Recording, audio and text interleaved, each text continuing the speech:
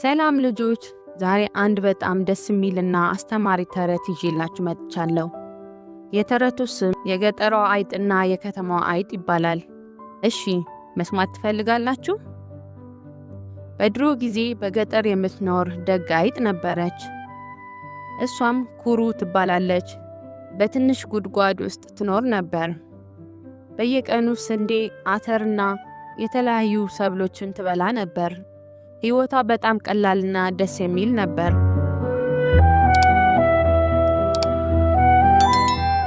በከተማ ደግሞ ሌላ አይጥ ትኖር ነበር። እሷም ቤሪ ትባላለች።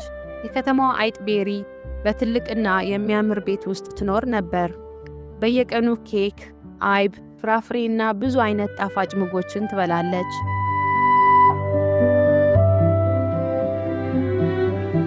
አንድ ቀን የገጠሯ አይጥ ኩሩ የከተማዋን አይጥ ቤሪ እንድትጎበኛት ወደ ገጠር ጋበዘቻት። ከዛም የከተማዋ አይጥ ቤሪ በደስታ መጣች። ኩሩ ሰላም ቤሪ፣ እንኳን ደህና መጣሽ ብላ ተቀበለቻት። ለዛሬ ያዘጋጀሁት ምግብ ስንዴና አተር ነው፣ እባክሽን ብይ ትላታለች። ቤሪም ውይ ኩሩ፣ እንዴት እንዲህ ያለ ቀለል ያለ ምግብ ትበያለሽ? ከተማ ብትመጪ እኮ ብዙ አይነት ጣፋጭ ምግቦችን ታገኛለሽ። ኬክ፣ አይብ፣ ፍራፍሬና ብዙ ነገሮች አሉ ብላ ነገረቻት። ቤሪ ገጠር መኖር በጣም ሰልችቷታል። ኩሩም እሺ ቤሪ፣ ወደ ከተማ መጥቼ እጎበኝሻለሁ ብላ ተሰናበተቻት።